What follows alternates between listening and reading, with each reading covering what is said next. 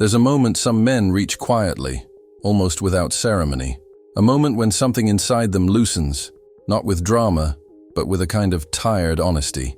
And if you're here, you may be standing close to that moment yourself. It usually begins with a simple question that appears in the back of the mind, the way a faint echo returns from a distant valley. Why am I working so hard to be included? For years, maybe decades, you've walked into rooms and subtly shaped yourself to fit the atmosphere. You've adjusted your tone, softened your truth, scanned faces for signs of approval or irritation. And the unconscious illusion, the one many men never notice, is this. You think you're reading the room, but you're actually reading an old wound. That's the first misunderstanding most men carry. They assume the tension they feel around others is about the present moment. But often, what you interpret as rejection, disinterest, or subtle disapproval is really a memory your nervous system hasn't outgrown. It's an old emotional map quietly superimposed onto the modern world. When this realization first appears, it feels less like a revelation and more like a small internal collapse. Not a breakdown, more like the moment a structure recognizes it cannot carry the weight it once did. A man looks at his desire to belong and sees, maybe for the first time, that it wasn't desire at all. It was survival. There's a kind of grief in that, and a kind of clarity, because belonging has been your currency for as long as you can remember. Not belonging to lofty communities or chosen families, but to the simple hope that someone, somewhere, might look at you and say, "You can stay." Many men never admit this out loud, but it shapes their posture in the world. It shapes how they date, how they work, how they speak, and how they silence themselves.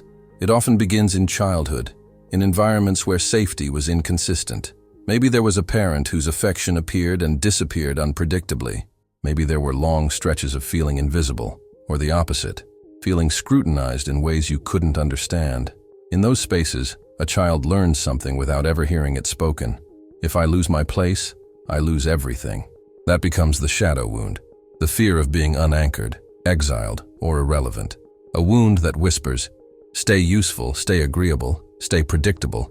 It shapes a boy's nervous system long before he has language for it, and it follows him into adulthood, wearing different masks in different rooms. When Jung speaks about the shadow, he's not talking about something shameful or forbidden. He's talking about the parts of ourselves we learned were unsafe to show. For many men, the shadow isn't violence or arrogance. It's the simple truth of their own needs, limits, and desires. The shadow is the boy who learned that being too honest cost him belonging. And that boy still negotiates your relationships for you today. This is why the collapse feels so disorienting. It's not that you suddenly dislike your friends, your partner, your community. It's that you suddenly see the price you've been paying to stay acceptable. You begin to realize how much of your identity was shaped not by authenticity, but by fear. Let's use an image here, not to dramatize your experience, but to give it form. Picture a warrior who grew up inside the walls of a village. The walls kept him safe, but they also kept him watched. Every swing of his sword was evaluated. Every expression was interpreted. So he learned to carry his weapon carefully, gently, almost apologetically, making sure no one felt threatened. Then, one day, he's exiled. At first, exile feels like humiliation, a sign that he failed to adapt. He leaves the village and steps into open land, convinced that the world outside will crush him. But when he finally lifts his sword, truly lifts it, with no eyes watching, he feels something startling. The sword is lighter. It was only heavy inside the walls. This is the experience many men avoid for years. The realization that the world outside their familiar dynamics is not nearly as dangerous as the world inside them. The exile they fear becomes the first moment they can actually feel themselves. This chapter isn't about solutions yet. It's about naming the stakes. Because the cost of performing for belonging is not theoretical. It shows up in subtle but painful ways. You end up in relationships that ask you to shrink a little bit more each year. You find yourself in careers where your competence is used but your voice is muted. You say yes to obligations not because they align with your values, but because the discomfort of saying no feels too threatening. You laugh at jokes that don't land in your body. You downplay ideas that came from the truest part of you. You offer emotional labor you don't have. You silence frustration because you fear what conflict would reveal. Slowly, identity becomes performance, and performance becomes exhaustion. One of the hardest truths men face is this: you can lose yourself long before anyone notices you're missing. This is the point where many men think they're broken. But you're not broken, you're patterned. You're organized around an old rule. Do whatever it takes to stay in the tribe, because being cast out once felt unbearable. There is no shame in this. Your nervous system was built to keep you alive. It did its job. But now, the old map is guiding you through territory it no longer understands. Before we move into the deeper dynamics and mechanisms behind this pattern, pause for a moment. Not to fix anything, but simply to recognize yourself in this landscape. What you're feeling is not weakness. It's the beginning of sight. And if you stay with me, somewhere in the middle of this journey, I'll name the psychological pattern men often overlook. The pattern that turns this story on its axis and opens a completely different way of relating to belonging itself. For now, stay here. Let the tension speak. Let the truth you've been avoiding rise without rushing to cover it. Everything begins from here. There comes a moment, usually after years of quiet tension, when a man notices a strange pattern in himself. He thinks he's responding to reality, but he's actually responding to a memory. The illusion is subtle but powerful, believing that every pause in conversation, every unread message, every shift in someone's tone is evidence that he is once again on the edge of being pushed out. This is the unconscious mistake that shapes the emotional lives of so many men. They assume they are being rejected in the present, when in truth, they are reliving a story written long before adulthood. You may recognize pieces of this in your own experience. The way your chest tightens when someone seems distant. The way your mind fills in silence with imagined disapproval. The way a small change in someone's behavior can feel like confirmation of an old, private fear. None of this means you are unstable or dramatic. It means your nervous system learned to equate small signals with danger, the same way a child in an unpredictable environment learns to read every facial expression as a potential threat. The body remembers what the mind learned to ignore. Jung would describe this as a complex coming online, not in a mystical sense, but in a deeply human way. A complex is simply an emotional memory that got organized around pain. When triggered, it colors the present with the palette of the past. You may think you're responding to a coworker's neutral expression or a partner's distracted mood, but inside, something older is reacting. A father who pulled away without explanation, a friend group that treated you as optional, a home where approval came as quickly as it disappeared. Those early experiences taught your system to look for signs of exclusion, and so you keep finding them, even where they don't exist. This is where the cage forms, not from the people around you, but from the interpretations you've rehearsed for years. What looks like sensitivity is often vigilance. What feels like intuition is sometimes hyper-alertness. You begin to treat every environment as if it carries the same emotional rules as the ones that shaped you. And slowly, without noticing, you build an internal world where belonging is always at risk and self-expression must always be negotiated. Here is where the reframing begins to take shape. What you call connection is often something much more fragile. It's an attempt to manage outcomes, not through manipulation in the sinister sense, but through self-erasure. You soften your truths to avoid conflict. You agree with things you do not believe. You shrink your desires to avoid disappointing anyone. It isn't that you lack courage, it's that you've learned survival by appeasement. You've learned to treat yourself as the variable that must stay small, so the environment stays stable. There is a moment many men find confronting when they first hear it, a sentence that has caused more than one person to pause the video. You think you're being kind, but often you're just trying to avoid being abandoned. Not because you are weak, but because abandonment once felt unbearable. Appeasement becomes a strategy, not a personality trait.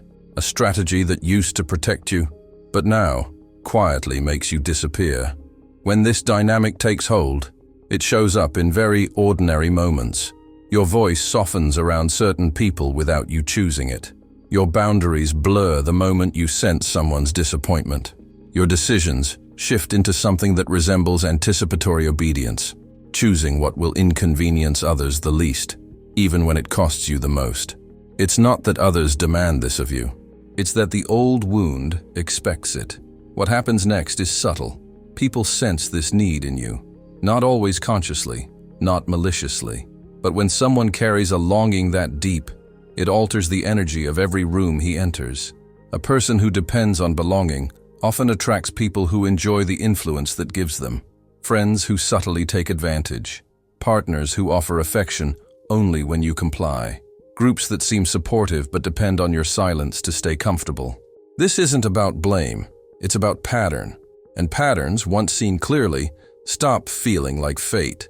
Here's the next quiet destabilizer, offered not as judgment but as clarity. The more you try to belong, the more you invite environments that require you to shrink. That is what sets the stage for what comes next. Because longing doesn't just shape who you pursue connection with, it shapes who is drawn to you, especially those who sense your willingness to trade sovereignty for acceptance. In the next chapter, we explore why men with this wound often attract tribes, partners, and systems that feel warm at first, but slowly consume their freedom. There is nothing wrong with you for falling into those dynamics. You were trained to.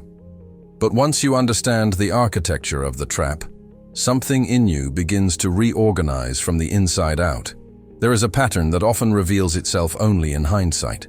A man looks back on certain relationships, certain groups, certain romantic bonds, and wonders why he stayed so long in places that slowly drained him. At first, these environments felt like sanctuary. They felt warm, familiar, almost destined. But underneath the warmth was something more demanding, something that promised belonging, but asked for pieces of him in return. Men who grow up with fragmented identity often carry a signal without knowing it. A signal that says, I will work to be accepted. I will adapt. I will trade parts of myself if it means I won't be left behind. And certain archetypes are drawn to that signal. Archetypes that don't necessarily arrive with malicious intent, but whose structure consumes the sovereignty of the men who enter them. Jung gives us language for this without making it mystical. The devouring mother and the tribal enforcer. Two patterns that appear again and again in relationships and communities. The devouring mother offers unconditional acceptance at first, but beneath it is a hidden expectation. Do not separate. Do not challenge the bond. Do not outgrow what I need you to be. The tribal enforcer offers belonging through loyalty, but loyalty is defined by compliance. You can stay as long as you do not question the rules. The reason these archetypes feel so magnetic to certain men is not because the men are weak, but because the archetype mirrors an earlier emotional imprint. The body recognizes the familiarity of the dynamic, the same mix of warmth and control, comfort and subtle fear, and mistakes it for safety. This is the deeper reframing. What feels like home is not always what is healthy. Sometimes the familiarity of old pain is more soothing than the unfamiliarity of freedom. There is a neuroscience dimension here as well.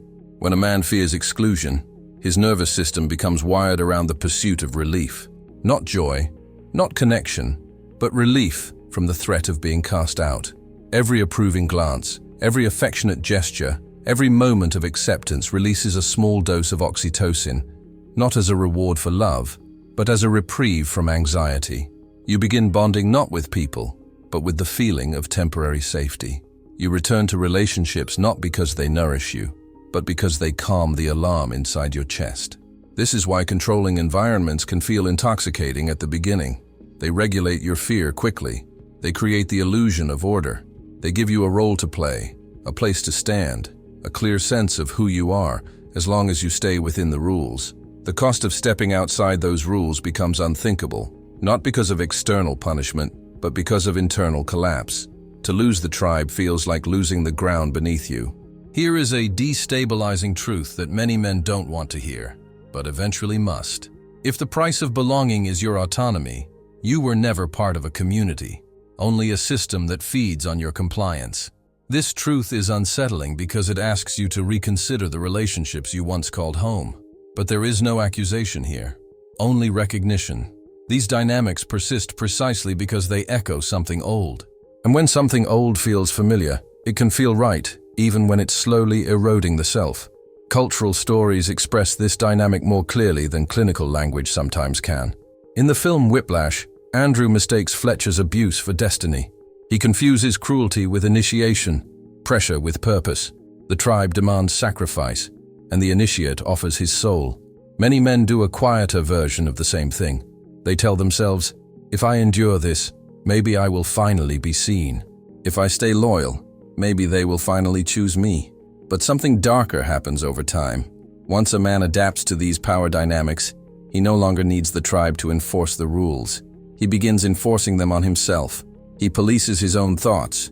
He hides his own desires. He silences his own instincts. Eventually, the tribe doesn't even need to be present for him to behave as though it is watching. And this is the moment the dynamic crosses from external to internal. It's no longer the devouring mother or the tribal enforcer who restricts him. It is the part of him trained to believe that belonging must be earned by disappearance. The next chapter explores this turning point in detail. The quiet moment when a man becomes his own warden, long before he realizes he has locked the cell from the inside. There is a quiet turning point in the lives of men who have spent years adapting themselves to stay acceptable. At first, the pressure comes from outside, the tribe's expectations, the partner's moods, the subtle rules of the group.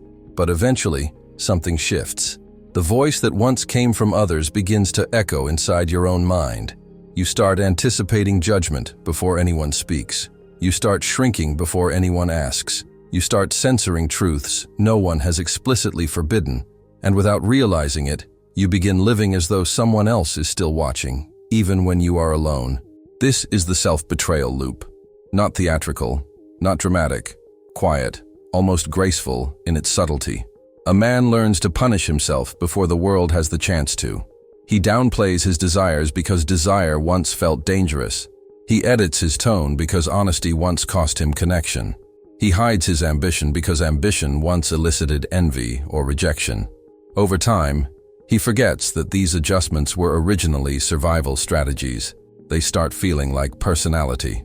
Some men tell themselves they are being humble. Others tell themselves they are being considerate.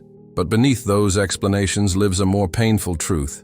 They are afraid of what will happen if they live at their full height. They fear the loss of safety more than the loss of self. This is what Kahneman's loss aversion looks like when braided with trauma. The nervous system overvalues stability and undervalues sovereignty. Disapproval becomes catastrophic in the imagination, while the cost of self-abandonment fades into the background, almost undetectable. Here is another reframing that can quietly destabilize the old narrative. You have spent years preventing a punishment that no longer exists. This realization doesn't arrive as triumph. It arrives as confusion. The body waits for backlash the first time you speak honestly. It prepares for rejection the first time you say no without a long explanation. It braces for exile the first time you let your voice carry its natural weight. And when none of that happens, or when the reaction is surprisingly mild, there is a strange silence inside, as though an old command center has suddenly lost its purpose. One of the most revealing moments in a man's life is not when others reject him, but when someone respects a boundary he was certain would end the relationship. The nervous system doesn't know what to do with that. It reveals how much of your identity has been organized around avoiding consequences that belong to a different time, a different environment, a different version of you. People sense this shift even before you speak it. The moment you stop apologizing for existing, dynamics around you begin to rearrange. Some individuals grow uncomfortable because your predictability was part of their stability.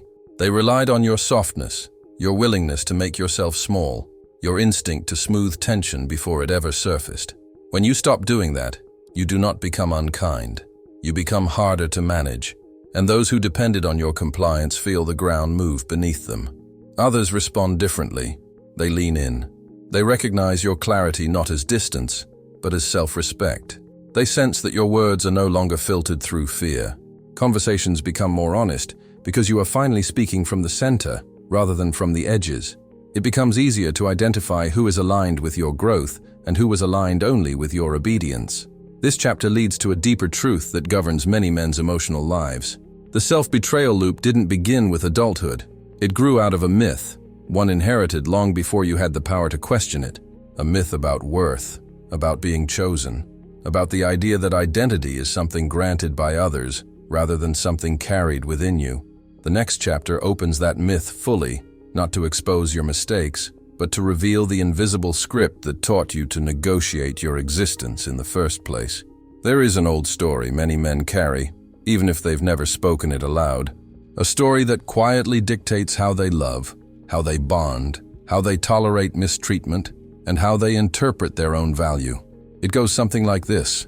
Worth is something bestowed. Approval is something granted. Belonging is something you earn by becoming whatever the important people in your life need you to be.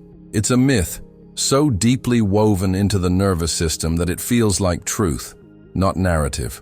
This myth often begins in childhood, long before a boy has the language to question what he is learning.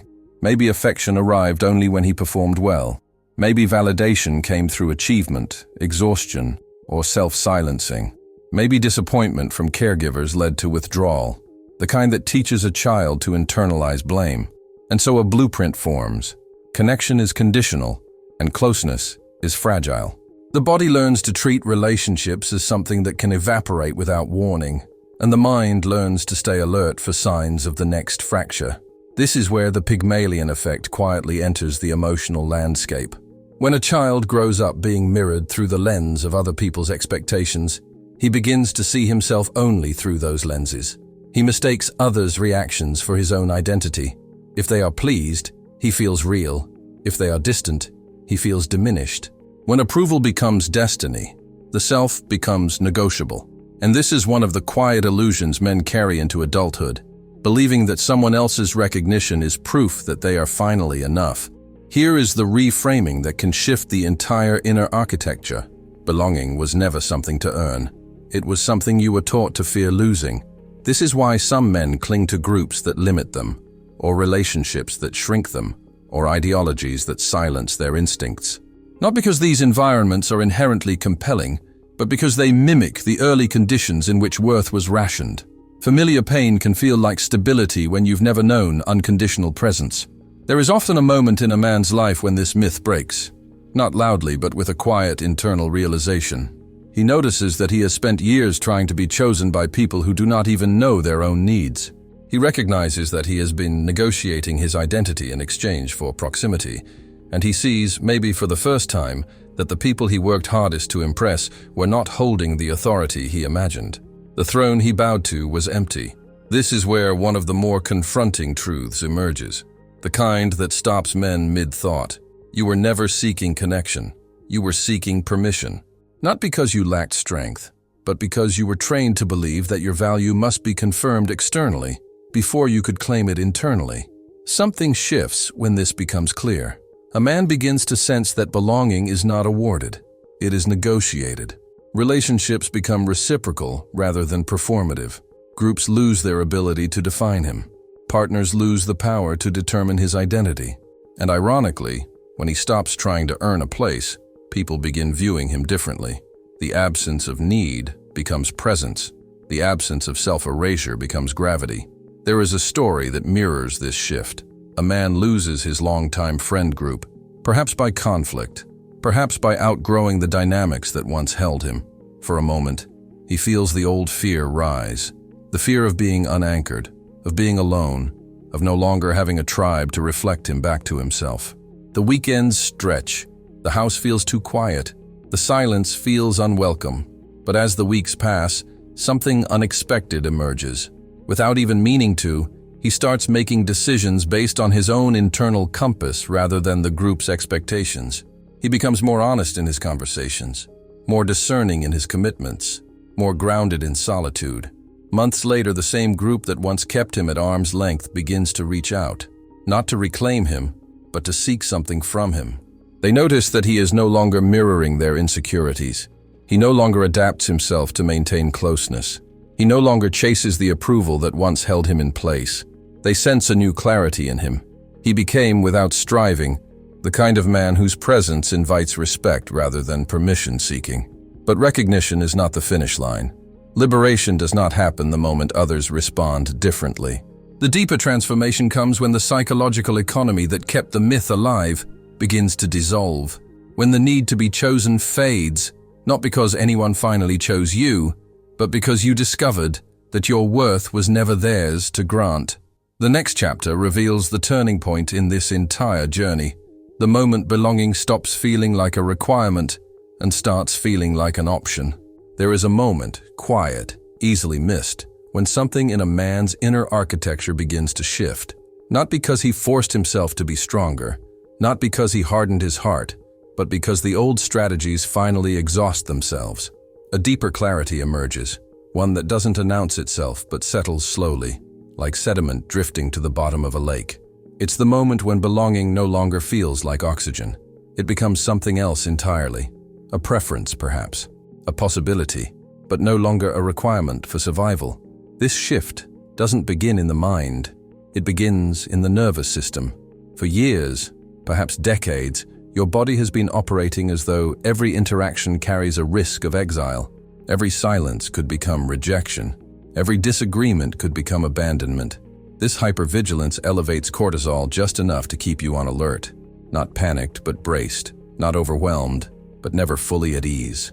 When you start releasing the need to be chosen, that baseline tension begins to soften. Slowly at first, imperceptibly, but the change is real. The prefrontal cortex, the part of the mind responsible for nuance, perspective, long-term clarity, regains energy that was once consumed by social scanning. Here is a reframing that marks the beginning of transformation. When you stop performing for safety, you begin deciding from alignment. Decisions become less about what will keep the peace and more about what resonates with your values. The internal negotiations fade. The instinct to explain yourself decreases. You begin recognizing that your presence carries weight simply because you exist, not because you contort yourself to earn acceptance. In Jungian terms, this is the early threshold of individuation. The self, the deeper, unconditioned center, begins to take precedence over the persona, the mask designed to survive social environments. But the self does not push aggressively to the front. It rises gently, like a truth you always knew, but were not yet ready to claim. You begin living from the core rather than the edges, and belonging, once a desperate pursuit, becomes something you consider intentionally, choosing where your energy flows, rather than scattering it toward anyone who shows interest.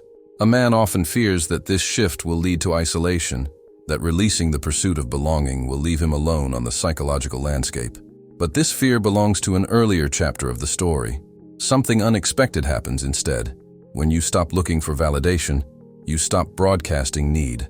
Your presence becomes grounded rather than reactive. And in that groundedness, people experience a kind of clarity they are naturally drawn to, not because you are performing confidence, but because you are no longer leaking fear. Here is another destabilizing truth that tends to reshape the internal narrative. Detachment does not repel connection, it refines it. The less you depend on recognition, the more your presence creates it. People sense that you are not asking them to complete anything inside you. They sense that your yes and your no come from the same place, an inner consistency that cannot be manipulated or flattered. Some will find this intimidating. Some will find it relieving. All will feel it. To make this shift tangible, there is a subtle experiment some men try when they begin exploring this new territory. It is not a task or an assignment, simply an option for observing yourself with more precision. If you want to test the edges of your old patterns, you might spend a single day refusing to narrate yourself. No justifying your decisions. No smoothing your tone to avoid imagined discomfort. No offering explanations someone didn't ask for.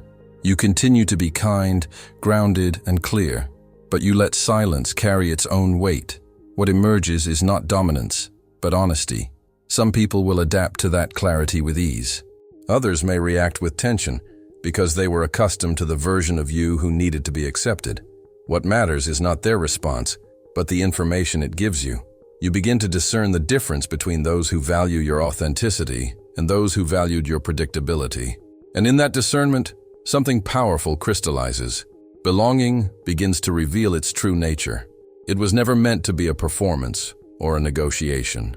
It was meant to be the natural meeting place between individuals who can remain themselves in each other's presence. The next chapter completes this arc, gathering every earlier thread and returning you to a truth that was waiting beneath the surface from the beginning. Belonging begins where the performance ends. There is a point in this journey where all the earlier threads begin to converge, not into a dramatic revelation, but into a quiet understanding that feels both new and strangely familiar. A man begins to sense that the thing he spent years chasing, the approval, the recognition, the sense of being anchored inside a tribe, was never the doorway to belonging. It was the barricade. And the moment he stops trying to secure his place, connection begins to feel different, cleaner, less negotiated, more human. The paradox sits at the center of this transformation. When you stop needing any tribe to validate you, the quality of your relationships deepens, not because you withdraw, not because you harden, but because you are no longer relating from hunger. The absence of need creates space for truth, and truth creates the conditions for intimacy, not the performance-based intimacy that asks you to shapeshift for acceptance, but the kind that allows two people to meet as they are. This is where identity begins to root itself in something steadier. You start noticing that your sense of self no longer trembles when someone misunderstands you. Your direction doesn't falter when someone pulls away. Your emotional bearings no longer depend on being chosen. You feel a groundedness inside your chest that isn't loud or triumphant. It's quiet. It's steady. It's yours. This is the result of identity moving from the outer world back into the self. Not the polished self, not the socially presentable version, but the deeper center that was untouched by all the early negotiations. There is an image that captures this shift without dramatizing it.